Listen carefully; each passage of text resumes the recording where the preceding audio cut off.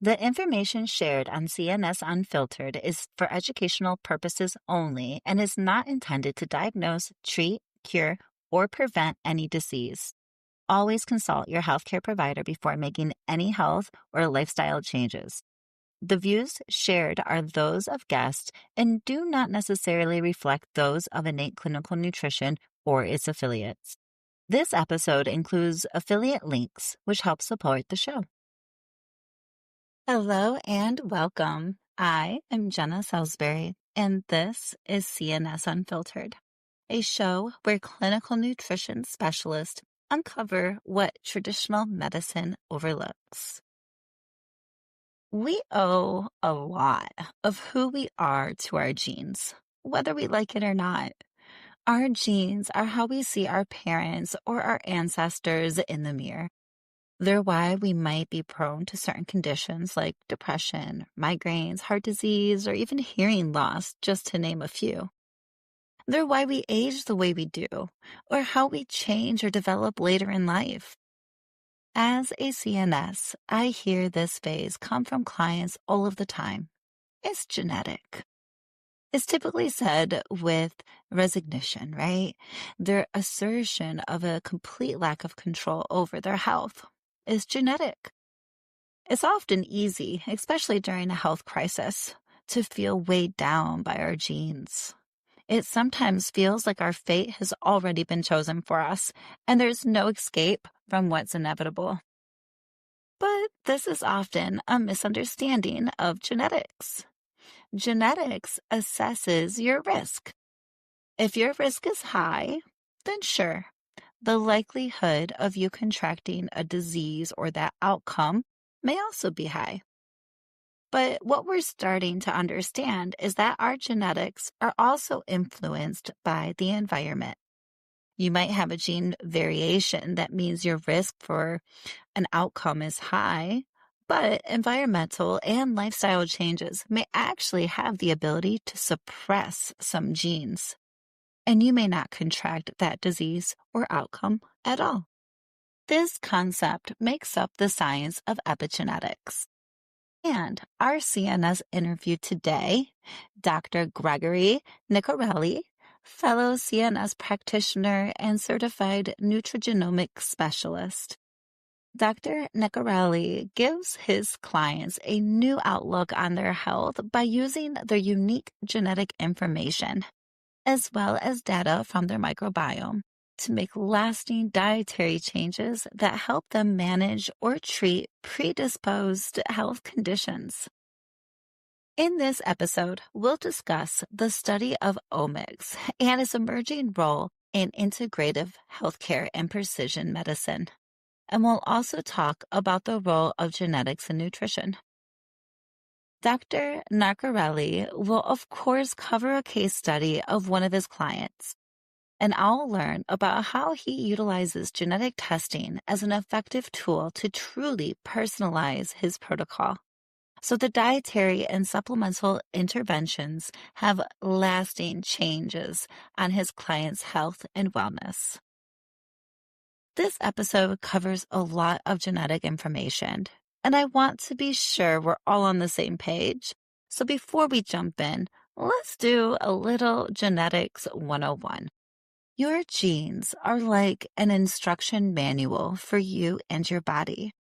Your genes are the unique code that makes up who you are, your eye color, your hair color, your height, but also how you move your body, how your organs function, and how your body responds to threat physically, psychologically, and emotionally. Genes are responsible for guiding your cells and making the proteins that create you. They tell your cells what proteins to create, where in the DNA to start making them, and where to stop. Your environment can also influence how your genes behave. And this is where we actually have some control over our genetics, as this episode will go into. We don't have the exact same genetic codes for all of our genes as someone else. Our genes have what are called variants or SNPs, which stand for single nucleotide polymorphism. You'll hear both variants or SNPs in this episode. Some of our genes have variations in their codes that are unique to just us. Gene variations is complex, but gives us insight into our risk of certain diseases. Some genetic variants can be pathogenic or known to cause disease. Some genetic variants are normal and benign. One of the most common variants, and one that is mentioned throughout this episode, is the MTHFR gene, a gene responsible for processing folate, B9, and converting it into methylfolate for the body to use. The most common variant of the MTHFR gene are C677T and A1298C. Dr. Nacarelli has closely studied variants in ApoB, a protein that helps transport fats and cholesterol, and a key figure in assessing heart disease risk. Gene expression is also complex. Not every gene in our entire genetic code is expressed. Just because you have a specific gene does not mean that you will get a disease or have a specific eye color, for example. Genes are expressed, regulated, and suppressed through a process called methylation, where a methyl group attaches to DNA molecules and changes the DNA activity without changing its sequence. Methylation helps the gene quite literally turn on or off. Again, this is where environmental factors can also help or hinder this process. We're going to cover a lot today, but the bottom line, your genes are not the end-all and be-all of your health. They're a starting point, a mini guide, if we say. If you feel like you just have bad genes, this episode should give you hope.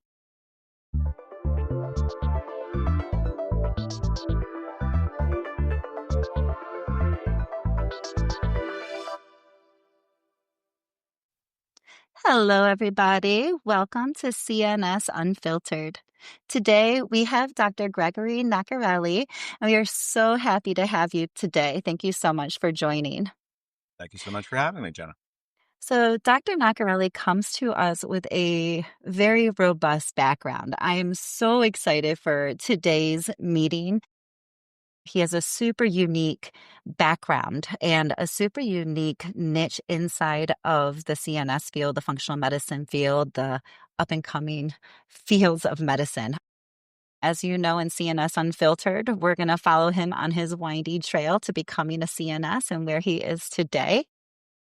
We are going to be talking more of testing also, and really getting into how to use the testing to create that precision nutrition, of finding the difference between every single individual and how to really tailor a protocol, right? We have some physicians who want to go off of what they're feeling or just blood work. And then we have others who are really jumping into that functional medicine lab world. And I'm right there with you. I rather know, not guess. We save money, we save time, we get to see the person exactly where they're at, and it gives us a backbone, a structure. And so I am super excited to hear your insights on it and to hear your case where you're marrying all of these wonderful functional modalities that we have access to.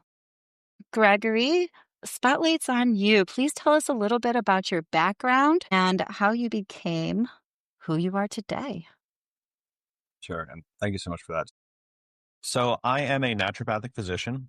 I'm licensed in Vermont, and I am also a PhD in genetics and genomics. And for my PhD dissertation research, I focused on fatty acid metabolism, looking at linoleic acid primarily, and then looking at cardiovascular disease risk and looking at genetic predispositions towards cardiovascular disease risk, mainly focusing on ApoB. I am also a certified nutrition specialist and a certified nutritional genomics specialist through the ANA. I right now I work for a multi-omics company, and so we have a, microbiome test and a metabolome test. And then I actually work for another company that does a genomics test. So I'm frequently looking at genetic predispositions towards health conditions, mainly from the nutrigenomics side, looking at metabolites and looking at the microbiome and applying that to health cases where it is appropriate. I originally wanted to be a holistic pharmacist. I had a mentor who was a pharmacist, but he did things naturally. So I worked for a natural food store and he was the owner. So I always wanted to be like him, working with supplements and diet to help people. And I had no idea what a naturopath was, I didn't even know they existed. But so found out my dad had cancer. Found out my dad had a genetic form of cancer called Lynch syndrome. And so it made me think, oh, I did not know that, I just thought diet and lifestyle was all that you need. I didn't know you could have a genetic predisposition for something. So then I shifted gears and started focusing on that. And so that's when I originally went to grad school for molecular biology. And I was studying RNA biology there. And I was pretty unhappy with that. And so, left grad school. I was kind of honestly unsure what I was doing. I think people that study cancer, you realize especially when you study it from a cellular molecular level, there's so much going on, and the cancer research space it could get very confusing. This was back in 2008, 2006, 2008. You go in with good intentions, like I want to rid the world of cancer, and then you go to get into like realizing things, and you're like, hold on a second, this is a bit more complex than I even thought. I then started looking to find a job. I found a job close to me, which was actually at a major pharmaceutical vaccine manufacturing research company. So I did for 4 years. Now, during those 4 years, at the beginning of it, I was very unhealthy. I had chronic fatigue issues. I was overweight. I was depressed. And I knew some supplement stuff from back in my day working for a health food store, but I didn't know what was wrong with me. I would get these occasional chest pains, so I went to my primary care doctor. I got referred for a CAT scan, and I did a stress test and all these things because it's like, oh, why? What's going on? And I'll never forget. I went to this old timey doc, and he walks up to me, and he gets his hand. He kind of does a back tap to my gut because I had a little gut at the time. He's like, I think you should lose a little weight. And I was in shock because it was the first time in my life someone actually said something like that to me. But he was so damn right because because of my diet and my lifestyle, I had gained a bit of weight. But everyone, let's do CAT scan, stress test, all these crazy things to see what's happened to him. It's like, dude, you just got to eat a little bit healthier. So on that process, I started to do that. I started to look into diet, look into nutrition, look into supplements to help myself. And as I was doing that ride, I realized I wanted to help other people to get healthy, just like I got healthy. And so that's when I decided, okay, I don't want to do this vaccine research stuff that I was doing. And that's when I made the jump to naturopathic school, which it was a big jump because I'm on the East Coast, but I went to school out in San Diego. So yeah, I did naturopathic school out there 4 years. And when I graduated, I moved back to the East Coast and I relocated to Maryland. And I heard about CNSs when I was in Maryland, but I didn't know that much information about it. But when I relocated to Maryland, like everyone was a CNS. And I'm like, oh wow, okay, I guess this is like the baseline establishment of nutritional uh, credentials. So I looked into it, and because I had done the 1,000 or so hours that you need of nutritional client cases. Actually, I did not use the ones from last year. I actually used the nutritional cases that I had been doing after that because I did some clinical practice work there in Maryland, and then some other work for the other genomics company where I was doing patient care. So, but anyway, that's how I led to being a CNS. I then found out they had the nutrigenomics certification, and I actually helped them curate that program, especially with the exam content. So I think I might have been the very first CNGS person. I believe my certificate says like one, so maybe the first one. Cool. But anyway, so that's how I became the CNGS. So while I was working with patients, was while I was simultaneously completing the PhD. And then after I finished the PhD is when I started working for those other omics companies doing the metabolite testing and the microbiome testing.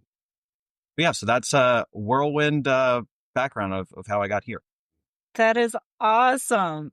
Thank you so much for sharing the whole journey with us. And it definitely sounds like a journey. But I'm not to go through my story, but I feel like interviewing so many stories now too, like it is the way of it. We're only taught of an RD, right? Or a naturopathic doctor. So RD if we want to do the nutrition through the traditional medicine, or a naturopathic doctor if we want to use herbs and nutrition in the medical field. And then the CNS kind of pops up. You're like, oh, you're like the happy medium. You get to kind of know it all and still work in that fine line of converting traditional medicine into functional medicine. That's awesome. So when I was in high school, I remember meeting with my career guidance counselor, and they were giving the students advice on career professions. And from what I described to them, because I was working at a health food store at the time, they had suggested I become a dietitian. And at the time, I'm like, well, I like supplements, I like diet. And he's flipping through this book that's probably 30 years old. And he's like, all right, you could be, a dietitian and you'll make like $20,000 a year. And he was like dissuading me from it. And I'm like, shit, like that's my only option. It's not good. But of course, that was a while ago and things have grown much since then. I think it's awesome. There's multitudes of options for people to get into this space, to be working with diet, nutrition, and lifestyle things. There's, the barriers to entry have basically fallen down. So you could do it if you want. Definitely. Definitely. And once you have that CNS credential too, like it opens up so many doors. You're not limited. You're not limited to a hospital or to client care even. Like you can virtually pick whatever part of emerging omics are coming out. And I know you focus on the omics. So I'm going to have you kind of bring us all into light with what that means and why you focus on that before we move into your case study to get us all on the same playing field here. Sure. So the suffix basically refers to entire collection of. So if it is genome, it is the entire collection of genes. If it's the metabolome, it is the entire collection of metabolites. If it is the microbiome, it is the entire collection of microbes. So anytime you see anything before it is entire collection of. The genome. So, and this is kind of the evolution of science and medicine. People used to put, for example, I mentioned the hereditary cancer. And by the way, my dad's alive and well. He's good. He's on a bunch of supplements and diet stuff. I bother him all the time. Thanks for that update. Thanks. Yeah. But so for example, he had one genetic variant that they found that was associated with this cancer-Lynch syndrome. And on average, based on this one genetic variant, you have I believe, 60% of cancer by the time you hit age 50, based on this one variant. That was from literature that was in, I don't know, 2000s, early 2000s, 2005. There was research studies that was done after that, and some people said, wait a minute, what about the rest of the genome? If you looked at how the rest of the genome was either increasing or decreasing cancer risk, in addition to that, how would it change? And so when you analyze the rest of the genome, that risk went as low as 15 and as much as 80. You have to look at the rest of the genome, and that's just for one health condition. So with genomics, what you're basically doing, and I'll use a famous example of methylation, right? So people look at MTHFR, C677T, 1298C. That's just two risk variants in the MTHFR gene. So to look up genetic variants, what you want to do is there's a government website, or one of the ways to do it is a government website called ClinVar. And so you can look at clinical grade variants. This is how you find out the risk variants and how they're classified. So some risk variants are classified as pathogenic. That means that there is some pathology associated with them. And then there's some variants that are not pathological. And so they're not pathogenic, but they're just a change. But if there's a change in the gene, it doesn't mean there's always going to be a change in the protein, which means there's not going to be a change in the function of it. So it may not have a health effect. And sometimes there's variants where we don't know. So there's all these things that could happen. When you look at how many variants are in MTHFR gene, there's like over 1,000 that have been identified, right? And that doesn't mean that you might not have a unique MTHFR variant that's not even known. that's just looking at one gene. Obviously, MTHFR impacts methylation. There's many other genes that impact methylation. COMT impacts methylation, MTR, MS, um, BHMT. I mean, there's a bunch there. So when you look at all the totality of genes that impact methylation, you're getting more into the genomics perspective. And then to further that, one thing people will commonly look at it for is something like anxiety and depression. That itself, you could take into genomics approach. So when you look at how many genes impact something like anxiety and depression, you're getting into the tens of thousands of variants that can be impacting it. So, one thing I would like to impress upon people that incorporate genetics or genomics into their practice, try to utilize an approach that will have this multi risk variant approach to assessing risk. And that's called polygenic risk score, PRS. So that is the most accurate way in order to determine risk because, like that Lynch syndrome study I showed, that risk could vary widely when you take into account other risk variants. You have to look at that in totality. So that's one aspect of the genomics piece that I do there. So when people go to your website or you talk about what you do, you talk about bringing all these omics together. And so that is looking at the full picture of the person. That's what we're gathering, right? The gut, what that's saying to us, our metabolic systems with our organic acids, and then our genes, and then really marrying that together. Not everyone is a candidate for this. Honestly, there are some cases you can help somebody without doing all this stuff. It costs a lot of time, it costs a lot of money to run genetic analysis, to run metabolite and microbiome. So before you get to the point of doing multi-omic analysis, you should have a really good subjective analysis and really good objective analysis, and that you should have taken a really good patient history and have a really good idea of their family history, their background, their exposures, their obviously their diet, supplements, and then have conducted a physical exam, especially something like metabolomics, where you're looking at metabolites, which can be heavily impacted by nutritional deficiencies. Um, have you looked at their hair? Have you looked at their skin? Have you looked at their nails? Have you done a nutritional assessment and a physical exam? Because all these things can help provide clues. They'll help inform better which test is good, right? Is this person better candidate for genomics or metabolomics or microbiomics?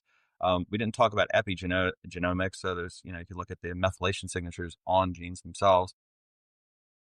There's lots of crazy things that are coming out too. There's 3D genomics I've recently learned about, which is basically like the three-dimensional structure around the gene. We Oh, can now, wow. yeah, I don't think that's available direct to consumer or for practitioners yet, but there's a lot of interesting things coming through the pipeline. But just to kind of piggyback back on what you're saying, you still have to build a case and understand what you're going to be using that test for. Right? Like, we don't want to just run a test and be like, okay, what do I do with this now? I just wanted to see and we'll start here. No, the test is something that you have built a claim for already. You have already justified spending that money. You know what you're looking for inside that test. And then you're going to know how to treat that test for that client within that.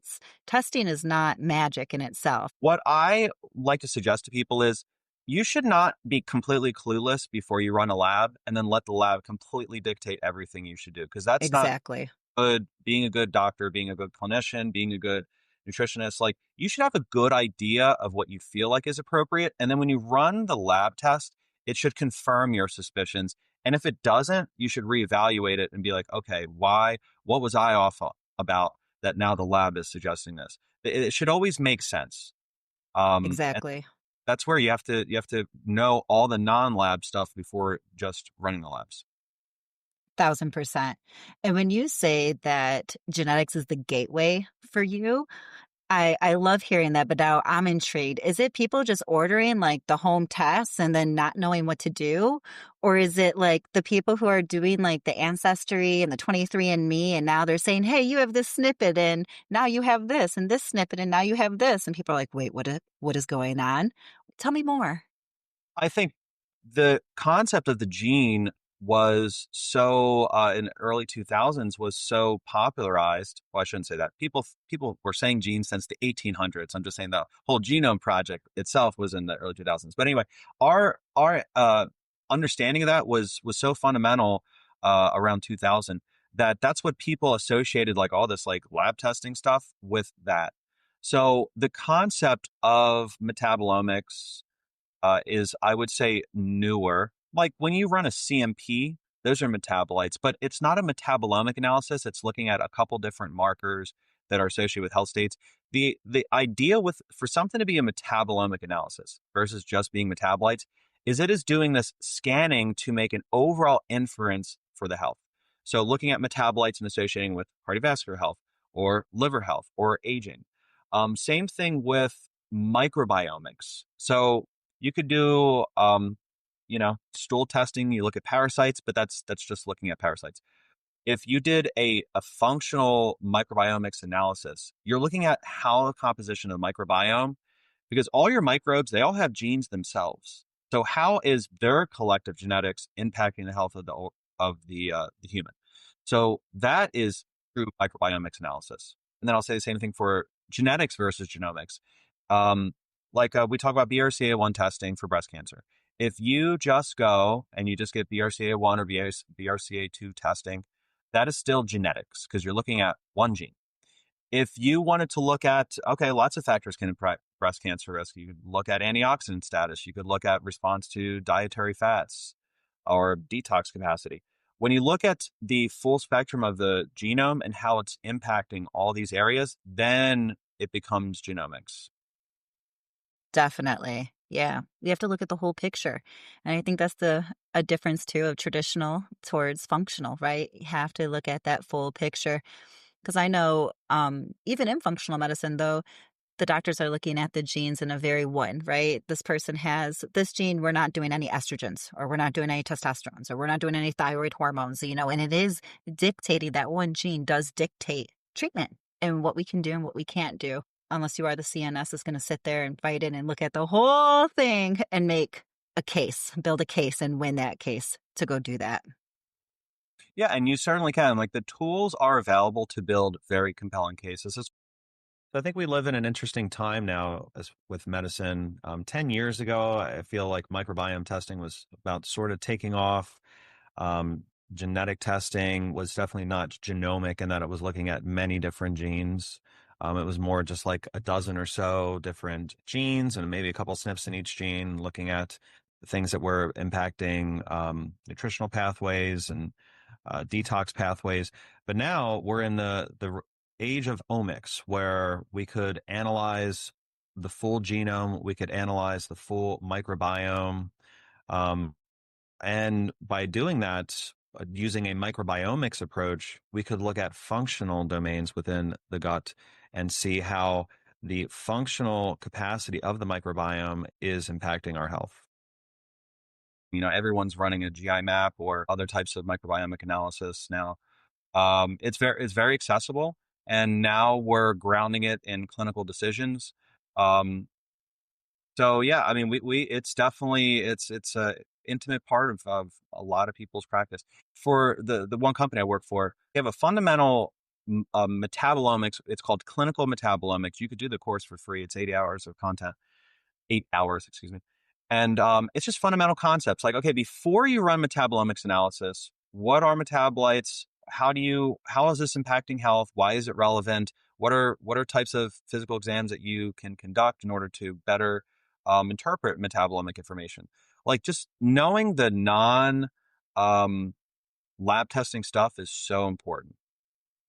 So I'd like to make sure that we never lose sight of that. Agreed. Thank you so much for bringing that to forefront also. So tell me how you did this with your client.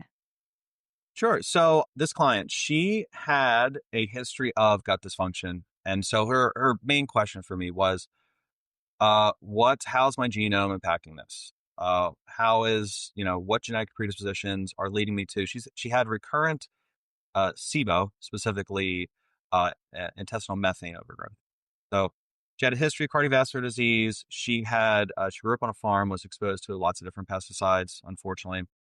She had not done microbiome testing yet. That was another thing that she wanted to sort of discuss with me.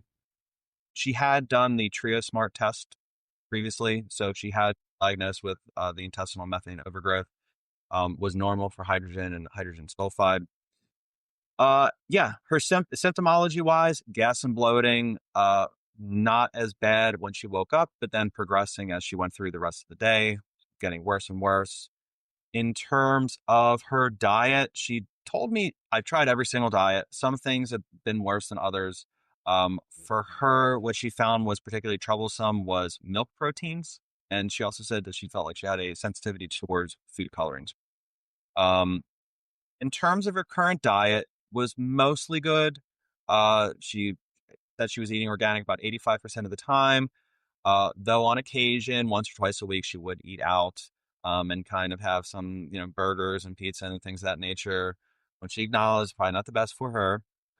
Um, there's another issue too. She was having 1 to 2 glasses of red wine per night. That was one thing when in my initial treatment plan for her. When I ran her genetics, there is a gene called aldehyde dehydrogenase. And so, what you can do when you're breaking down alcohol, you convert it into acetaldehyde and then you metabolize that acetaldehyde. But some people have an increased rate of that enzyme where they make excess acetaldehyde. And acetaldehyde is toxic. It is genotoxic. You damage our DNA. And she had a risk variant in that gene where she was making extra amounts of acetaldehyde in response to the alcohol. So we know that alcohol, even in low amounts can over time be possibly not good. But so that was one thing I had, especially when it comes to gut issues. Um, Alcohol is something like it works by permeating your gut. And even as a personal anecdote, I would on occasion have alcohol, but every time like I was having to do gut support before alcohol, gut support after alcohol, doing this whole gut protocol, and I'm like, man, alcohol is just not good for me. So, I had to definitely lessen my load. But so, anyways, with her, this is something that I identified on the intake, which needed to be addressed.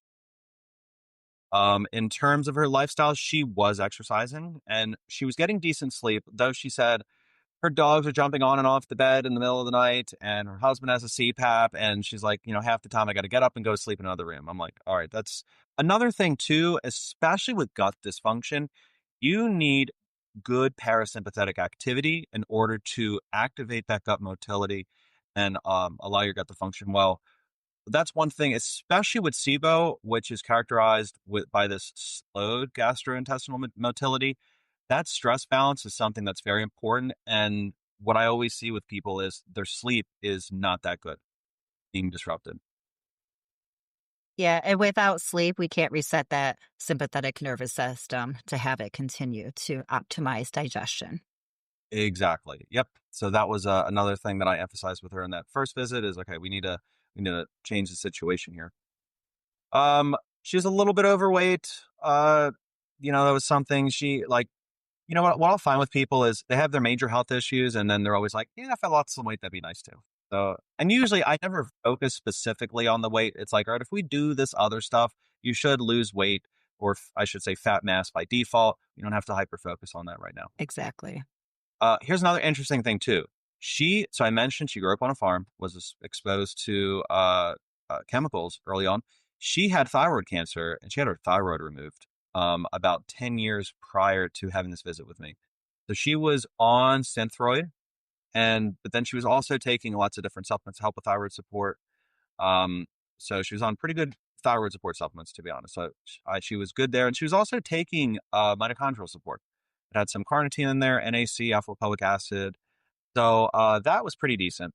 In terms of her gut supplements, she was on digestive enzymes with betaine HCl, but she wasn't on anything beyond that. Okay. She had lots of antibiotic use. So she also had Lyme. She had chronic Lyme, for which she took a lot of different antibiotics for it. So she took a minocycline for 6 months. So when I hear cancer, that automatically makes me think, okay, I probably have to look at genetics on this person because there must be something here with genomic instability or cancer risk or antioxidant status or impairments to detox um, that may be contributing to this. So that was already, I was thinking of genetics. When she told me about this chronic history of antibiotic use was then when I thought, okay, how is her gut specifically I really want to look into that. So that's when I decided in my mind, that I wanted to at least suggest running a gut microbiome test. So from that first visit, a couple things I identified. She also had a history of fibroids. So I was thinking about estrogen dominance, thinking about impairments in detoxification, also making me think about metabolites, but also make me think about genetics. She One of the things she did was uh, she was consuming a lot of allulose, basically. Um, I don't know for anyone in the audience who's ever had too much allulose, but it can make you gassy and it can give you loose stools, even Hmm. though it's supposed to be a decent sweetener, better than some of the other sweeteners on the market. But I was also wondering if this was disrupting her gut microbiome. I don't know if you're familiar with the like stevia disrupting quorum sensing. I don't know if you've heard about that, Jenna. Yeah, Yeah. so the artificial sweeteners can disrupt your gut microbiome. I shouldn't say artificial, even like natural sweeteners can still disrupt Yeah. it. Like Yeah. stevia is known to even be one to fight Lyme and steroids. Like, so they definitely impact the gut. Found out about this the hard way because I used to drink like those sparkling water sodas all the time, and I'm like, I can't be. This is plastic. I shouldn't be doing it. Then I started making my own blend, and so I had holy basil and cinnamon and all these things. But I had a stevia tincture, and I put a little too much stevia in there, and I had a big die off reaction. I'm like, oh my gosh, is this positive for something? Like what happened? Um, so yeah, it will definitely kill off some stuff. Absolutely. So yeah, her lipids were off. She had a history of fatty liver, elevated lipids. Which then, when I start thinking about that, that's what makes me think about the metabolite picture. What's going on in the metabolome where that might not be functioning well, which is leading to this cardiometabolic issue. So this was multifactorial. This type of case where we have the gut dysfunction, the cardiometabolic health, previous cancer history, environmental exposures. There's like multiple different areas that we could attack this from. So from that first visit, what I wanted to do for her was just to get her motility going. So before I even um, ran the genetic analysis, I recommended prokinetic agents. So B6, ginger, artichoke. She had not heard about bitters. I love giving people bitters. It's one of my favorite things to do. Bitters and Um, artichoke. Yep. So I gave her a bitter spray to spray in her mouth before meals to kind of get that motility going.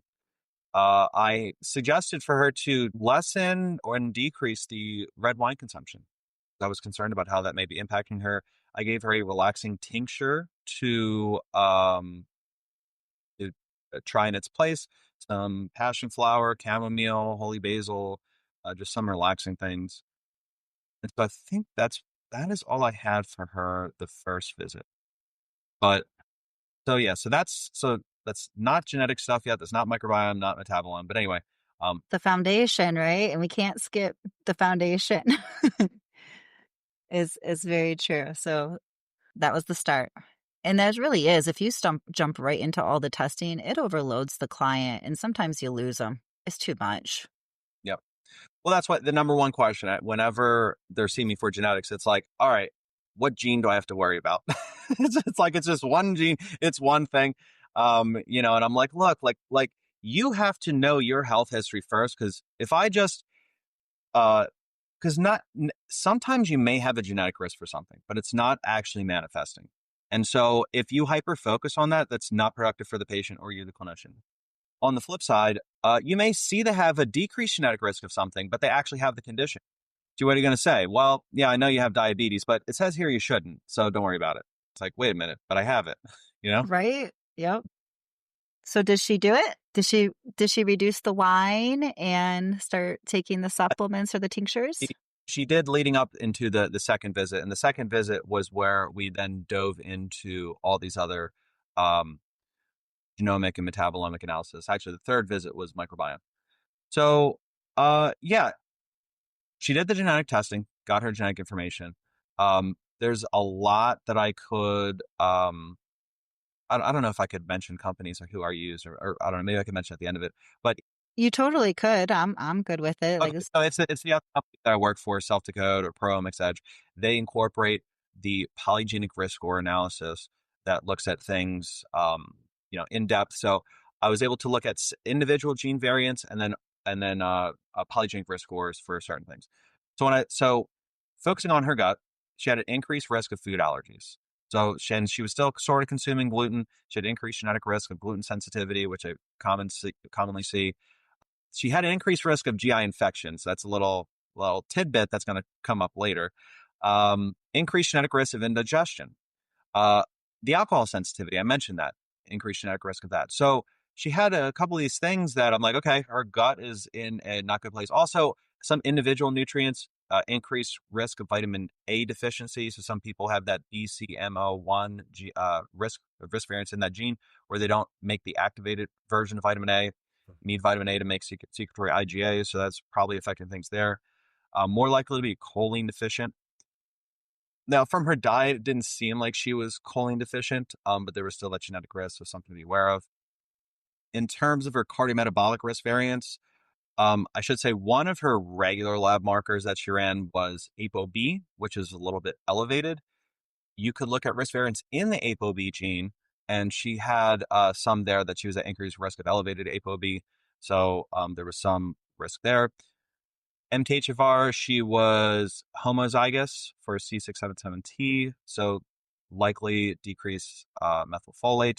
She also had a risk variant in the CBS enzyme, which is part of that methylation pathway that was slowing down that conversion of homocysteine down the transsulfuration pathway, so leading to homocysteine potentially building up. She had a couple risk variants in genes associated with stress. There's a gene called the oxytocin receptor gene. People have risk variants in that where they're more prone to stress. Histamine, HNMT. This is a gene that will transfer methyl groups onto histamine to try to metabolize it. She was less efficient at that. Increased genetic risk of, she was HLA-DQ positive for inflammation, so there's possible potential there. Increased likelihood of chronic Lyme. She had this chronic Lyme thing. There is a gene called ABCB1 where you're more likely to have chronic Lyme infections, and she was positive for that. That's crazy. Yep. So, okay. I mentioned, so a couple nutrients she was more likely to be deficient in. I mentioned vitamin A, vitamin E as well, B12 also, already mentioned B9, and then zinc. She was out of genetic risk there. In terms of her detox, there was definitely some things that came up for glutathione. So glutathione transferase, she had a genetic risk for making less of that. So this enzyme transfers glutathione onto things to detox them. She was less efficient at doing that. There's another master antioxidant. So there's the NRF2 pathway, which is an intracellular antioxidant pathway. Something that activates it is called NQO1, and she had lower amounts of that. So less activity of this antioxidant pathway.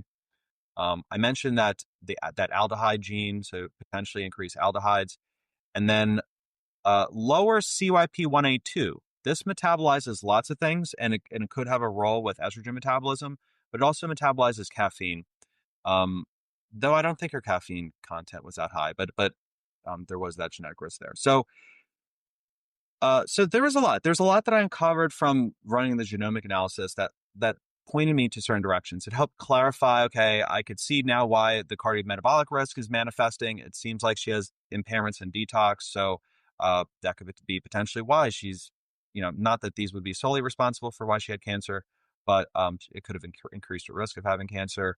The gut dysfunction, it seems like there was definitely some things that were predisposing her for having gut dysfunction. So that was the genomics. So knowing that you were right, knowing that there are some predispositions, does that make you say, okay, it makes me have to work a little bit harder. This to get the person to health is going to take a little bit longer, or does it impact your approach with what comes first or what supplements to use or not use? Is this kind of like your initial playbook on how we have to address it, and then the other pieces are what to have to do, if that makes sense? Yeah, let me say this. This was actually studied. If you have, let's say you want to do diet, lifestyle, supplement interventions with somebody, if you make it based on labs, people are more likely to adhere to it than if you're Oh, just like, yeah. I think you should. So that's one. And then two, if you make it based on genetics, if you tell people you have a genetic predisposition for this thing, therefore you should be extra diligent, they're more likely to adhere to it. 1,000%. Part Understood. of this is I'm helping them. Here's another thing too.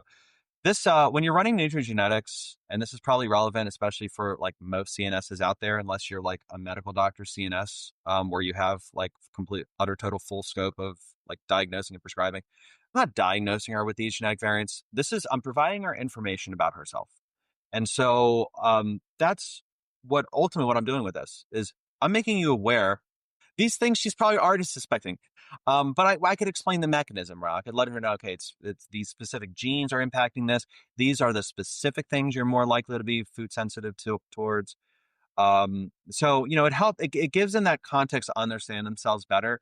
And what I found is that patients are more likely to adhere to these recommendations, especially if they're very strict, when they now know, like, this is my biology.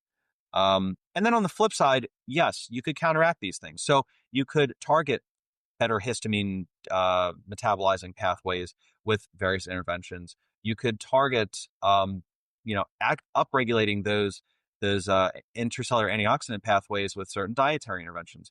Like there's lots you can do based on this information alone. Let me also say, because I knew that I was not just looking at the genetics with her, I wanted to also see, okay, these genetic risks, and this is where the metabolomics is really nice.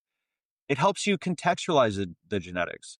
So, okay, if she has a decreased risk of some of these, let's say glutathione, what is her glutathione levels? And what are metabolites that could be associated with impaired glutathione? So that's where the metabolomics adds that additional layer.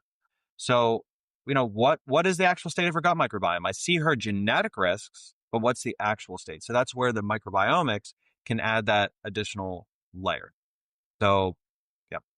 I have a burning question because I know the audience is going to be poking at this one, so I'm going to play devil advocate for a second. Um, Knowing that you were looking for those, knowing she was already experiencing the cardiovascular and the gut issues and so on, could you have said that that is like what came first, the chicken or the egg? Like because all of the gut issues and cardiovascular issues were going on, does that change our genetics? I think there's a huge thing out there of traditional medicine saying, hey, those genetics can't be changed. And then you have another line of thinking that say, yes, it definitely can be changed. What's your insight on that? Yeah. So your genetics, now there are some circumstances, there's things called transposons, they're basically called jumping genes. These they found are key parts of our evolution where we can get whole parts of our genome that jump from one section of our genome to another. And a new gene could be formed, a gene could be inactivated. So there are circumstances where our genetic, like our code, can change. It can. Um, the expression is really what you're mentioning is that yes, our genetic expression can change. Um, that is what we're doing with nutritional interventions, dietary interventions, supplement interventions, lifestyle interventions. We're changing the genetic expression by doing those things. So how did she handle that? Did that give her, once you updated her on that, and I know we're going to go over a little bit about what you found in the metabolomic testing, but was that a relief to her? Like, oh, someone's finally giving me answers and excitement, right, for that plan? Or did she feel overwhelmed, like, oh my God, I couldn't handle all of this information? Yeah. So this goes back to another question you had, which was based on what her experiences were prior to meeting someone like Yes, someone. where did traditional medicine leave Yeah, off? Like, where did it they fail her? not it was not that helpful, and she felt like she was not getting the answers, and that's quite frankly for someone to step outside the conventional paradigm and seek answers like this, they have not been helped. And Yep. she felt like she was kind of hitting a dead end, and she did not understand. She had looked into some things like the chronic Lyme. She had an understanding of. She knew that some of the toxin exposures growing up probably had something to do with this, but she had never had somebody looked like with a fine tooth comb on her specific genetic variant. So, but it was also very validating for her. This was nothing that I had mentioned. It was like utterly, totally a shock. Even the chronic Lyme thing, she's like, well, that makes sense because I had chronic Lyme. So, I think in that regard, it is a relief. So what did her metabolomics reveal to us? What did it But uncover that traditional medicine did not? a couple different ways we could look at this. First, you have metabolomic pathways, and then we have individual metabolites. So her metabolomic pathways, she had increased oxidative stress and decreased antioxidants from the metabolites that we looked at. Her polyamine synthesis. So, for example, polyamines are like spermidine, which is associated with autophagy. It's a beneficial compound. And then there's something like cadaverine, which is actually not good for our gut microbiome health. That's an abnormal microbial fermentation product. Those were atypical in her. She had increased signatures of inflammation, which could be due to a variety of things. Her microbiome. So there's a couple metabolites that we could look at. There's one called ribitol. There's another one called diaminopimelic acid. These are in the cell membrane of gram-positive bacteria. They can leak through the gut and go into the blood. And so it's one way to clarify that there's some gut leakiness occurring, and she had those elevated. So she also had a rabitol, which is associated with possibly yeast. So that was a little bit elevated. Her histamine, even though it's a transient molecule, that was increased just a little bit. Methylmalonic acid could be associated with, if it's high, elevated B12 could be also associated with methylation dysfunction. That was a bit elevated. Um, so 4-hydroxybenzoic acid is a gut microbiome product. If it's way high, now it can be from the diet. It can also be due to microbial overgrowth. That was a bit elevated. So her glutathione was very low. So one thing that was occurring there. Her glutamine was also low. That could be impaired immune dysfunction. That could be impaired gut microbiome, or I should say gut permeability. And there's another compound called ferulic acid. This is an antioxidant that is made in response to fruit and vegetable intake. That was a little bit low on her. So fruits and vegetables needed a little bit of improvement. So combining this with the some of the genetic stuff, she had an increased risk genetic permeability. It looked like that was occurring to an extent. Those antioxidant pathways, vitamin A, vitamin E, more likely to be deficient in. She was being shown that that looked like that was the case. Histamine, she had that genetic variant impaired histamine breakdown. Her histamine levels were increased. So that was occurring there. Impaired glutathione production and utilization. Her glutathione was low. So there was some crossover here where I'm like, okay, the metabolomics is confirming some of these things that we determined with the nutrigenomics. Cool. So for her at this point, what I wanted to do was really target the cardiometabolic function. I had, for some of the inflammatory markers, I recommended liposomal curcumin. For her diet, just to help with giving the migrating motor complex some time to activate, I recommended time restricted eating for her. She was on a mitochondrial support supplement, and her mitochondrial function in terms of the TCA cycle metabolites was decent. So I'm like, you know what? Stay on this mitochondrial supplement. That's probably helping you to an extent. Suggested liposomal glutathione. Suggested castor oil packs to her liver because her liver was not looking too good from the metabolomics perspective. And yeah, and infrared light, just really for the entire metabolome. Yep. But yeah, so those are the main things that I've focused on from the metabolomics. How many of those was she able to implement, and what did that start changing for her moving into your third and gut piece? Let's see. I don't think she did the castor oil, to be honest. She did. She liked the supplements. She did like the curcumin. She did feel like this started to help the gut a little bit. I should say the bitters, the gut stuff that I suggested Mm-hmm. for, especially if someone's not used to bitters, it I don't care what's going on, that it starts moving your gut motility when you first started. So that was actually the thing that she responded the best to was the bitters and the I like Better Bitters by Herb Farm, especially the absinthium version. It's very strongly bitter. Also with other prokinetic agents, I do like Modal Pro by Pure Encapsulations, which includes artichoke, ginger, and B6, just to kind of help get things moving along. Those are the things she responded the best to in terms of her gut. She was still experiencing some bloating and some gas. Yeah, but that combination right there, in my opinion, is magic, right? Not only are we targeting digestion and turning everything on, but we're clearing out the gallbladder. We're antagonizing the liver in a beneficial way for all three phases of liver detox also. It's yeah, I can see it. I can see how that could be so powerful, and little things could be really powerful when you start upstream. Absolutely. And so she saw it too. So she was appreciative. Now, the gut microbiome, this was the most interesting thing. Her gut was obliterated. Oh no. Her probiotics, she had basically undetectable bacillus species. That's her spore-based species. Her bifidose species, all undetectable. It wasn't even in there. The Colibacterium prausnitzii, that's one of the main microbes that's associated with IBS if it's low. Hers was definitely on the lower end. All her lactobacillus species were low. So, no, this is kind of to be expected. Hmm. But of the chronic antibiotic use is likely obliterated her microbiome. In terms of pathogens, she had C. diff increased a little bit, not like overblown, but it was there. This is another thing that came up on the genetic report. She had an increased genetic risk of C. diff. And when I saw this, I'm like, oh, I remember seeing that she actually had an increase. So, not only did she have that, and that's actually what people with on frequent antibiotics, that's what will happen is you'll start to see the C. diff overgrow and people are at increased risk of that than others. Yep.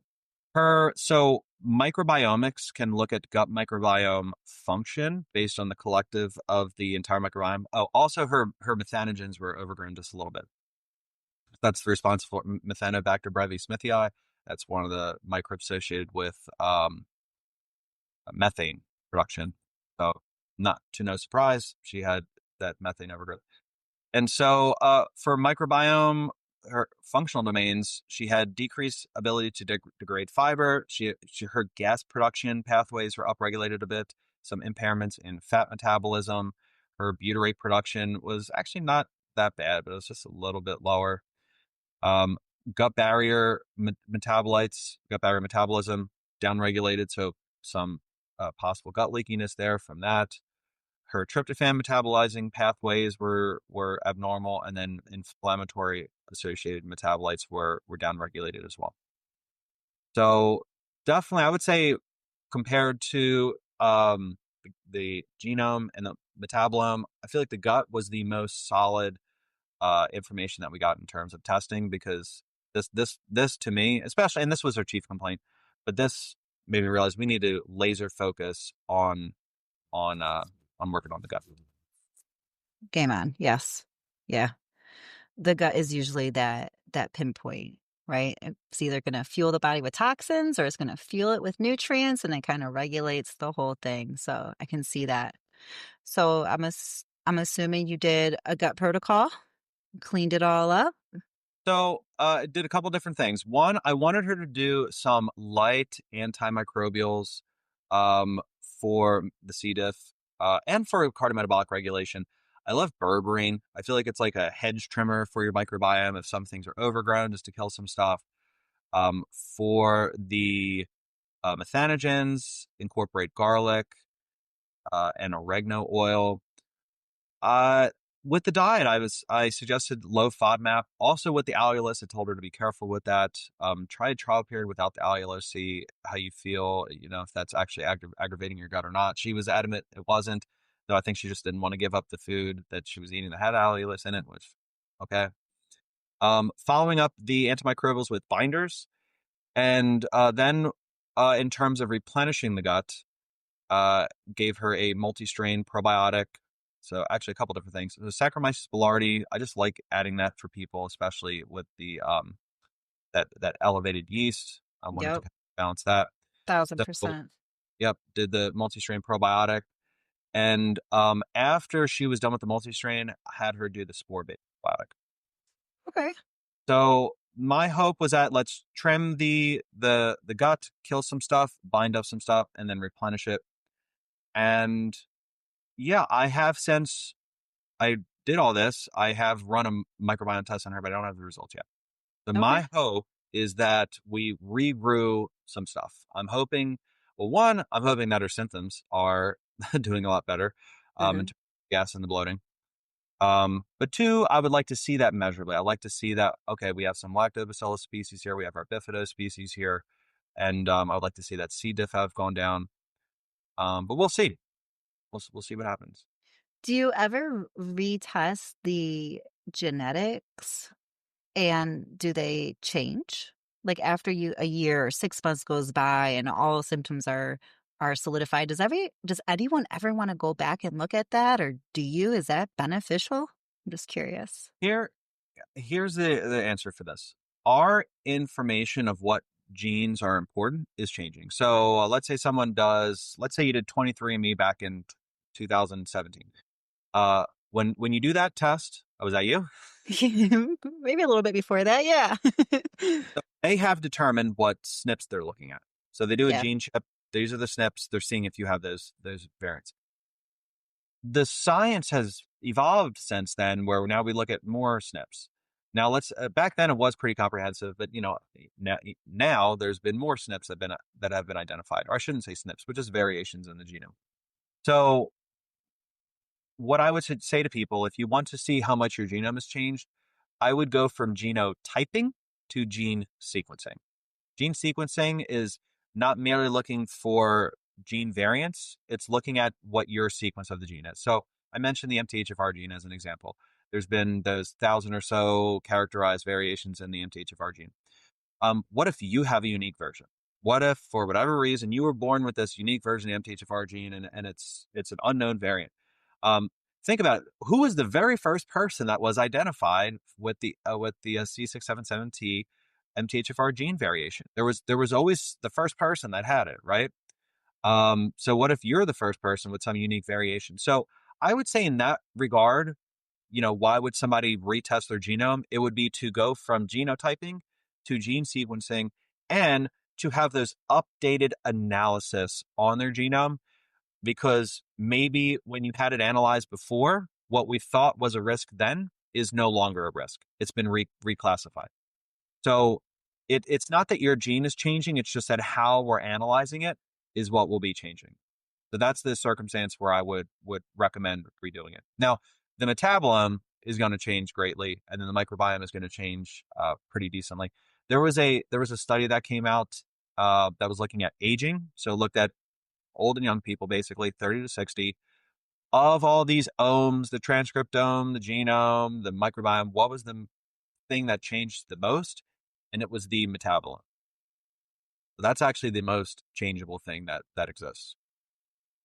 Well, that makes sense. That's all the organic acids, right? How our body's processing and what byproducts are coming off of that processing. So once you change your food and we're even processing different foods or different bacteria to process different things, I can see that the most evolving or changing of them. How cool. What myth would you like to I, dispel? I would like to dispel the myth of genetic determinism, because just because you have genetic risk for something does not mean that you are beholden to whatever that genetic risk is, and you could modify your risk. Usually, usually, some things are very rare, that you can't do anything about. Though now with the advent of there's lots of gene therapies that are coming in the pipeline. So even things we didn't think that we could treat, we're finding that we can. So we're almost reaching a point where you can change all your genes if you really want it, but we're not quite there yet. Honestly, I look at genetics because I don't think it's the most important thing. I think other people think it's the most important thing. And that's part of the reason why I focus on genetics, is because I hated the idea of people feeling powerless, like they can't do anything about their health. You can absolutely do things, and it's a matter of being precise. And the number one thing that it really pisses me off when someone says, well, this runs in my family, or my doctor said it's genetic. And I always say to them, what gene? Did your doctor look? Did he look at what gene? Because you can. We could literally look and see specifically what gene, what variant. So if someone is just making a blanket statement like that, ultimately it serves to disempower people, and that upsets me, because it's not. We want to help empower people to be the best versions of themselves, to get healthier, to be more active, and nothing is worse than that than saying, well, this is how you are, so deal with it. That's just not what Yeah, I like. I don't like that either. It doesn't resonate. If somebody listening today is like, oh my gosh, Dr. Gregory, like, I need your services, like, take a look at everything. How would they come into contact with you? How would they um, start that process? Or how would you recommend they get started inside of this whole world of functional medicine with a CNS? Sure. Well, to work with me specifically, Yeah, you can read. So I have a website, drnacarelli.com. Also, you can follow me on Instagram. I believe my handle is drnacarelli. Sorry, I haven't looked at it in a while. Yeah. And look, honestly, I like to tell people your practitioners work for you, not the other way around. So if you're working with somebody that is not helping you, please find someone that will, because there's a lot of people out there that are super knowledgeable and super ready to help you. And so, do your due diligence in seeking out those people. Now, there's there's databases you can look up people. Does the ANA have a practitioner search they database? do. Yeah, Okay. So you could find practitioners in the ANA. That's the American Nutrition Association. This is where people that are CNS credentialed, you can meet with. Um, and I would say if there's specific conditions, like if there's specifically Lyme or specifically cancer, there's specializations for that you could look up those people. But definitely. And I know CNSs in each one of those fields. So you can, if you're like really specific, like I want a CNS that understands traditional, functional, and the whole body um, processing, then you can specifically look for a CNS in those fields also, not just a traditional. Bonus points, you got them together, right? yeah, I'm a really big fan of a team-based approach, and I love the idea of having multiple practitioners having attempts at trying to improve your health. And also trust your gut, no pun intended. You're the decider. Don't let somebody else decide for your health. Nothing is worse than when someone else decides for you and then you're like, damn it, why didn't I follow what I felt like? Always follow what you feel like, but you will come to informed decision by doing your own research. So make sure you have a holistic process for assessing what you feel like is good for you. That is beautiful. That's exactly right. Because it's even hard as a practitioner on this side who's trying to build a case if you don't have an understanding of your own self. And there's been so many times that that's just the beginning. Like, well, how do you feel like this? How do you feel like this? Or what does this do? And they're like, I've never checked in with my body before. I don't even know how to move forward in this. But once those clients get in, or for the clients that come in and say, okay, this is how my body works, X, Y, and Z, I've tried all this. You're like, sweet. Now I know where to jump in and things you haven't done. Um, so yeah, thank you for bringing that up because we're just the guide, right? We're just kind of seeing through all the garbage. We're just kind of reading between the lines and filling in all the gaps. But the magic comes in when it's that partnership and you have that team and the person understands it, can give you that feedback. And that's when mountains get moved. I absolutely agree. Honestly, sometimes my job is very easy because if I'm just listening to my patient, they will tell me what is wrong with them. I don't have Exactly. this leap and guessing and stuff. It's like if you just listen, and honestly, they haven't been heard. That's why they're seeking you out because for a while they've just been told what's wrong with them, even though they've been telling their doctors and their practitioners and they've just been ignored. So honestly, one of the first steps is just listening. Being a good listener, you will have all revealed to you. Yes. 1,000% agreed. Thank you again, Dr. Nacarelli, for sharing your wisdom and expertise. Thanks for our listeners for tuning in today for this episode of CNS Unfiltered. Remember that your genetics aren't always fixed. You do have some control over how your genetic code is expressed. And working with the right people, a CNS, a genetic specialist, both, can give you the answers to help you take back some of that control. If you're interested in working with Dr. Nacarelli, be sure to check out drnacarelli.com and give him a follow on Instagram at Dr. Nacarelli. If you're interested in working with me, check out innateclinicalnutrition.com to schedule a phone call. If you're a future or current CNS or functional medicine practitioner, medical professional, or functional medicine patient, we want to hear from you. If you have questions, comments, or success stories, please send us an email at cnsunfiltered@gmail.com for a chance to be featured on a future episode. If you're a clinical nutritionist or other functional medicine practitioner and you're interested in being interviewed, click the link on the show notes. Be sure to subscribe wherever you listen and follow at Innate Clinical Nutrition so we don't miss a new episode, and share this with a client or classmate who might need to hear it. Once again, I'm Jena Salisbury, and remember to listen to your gut.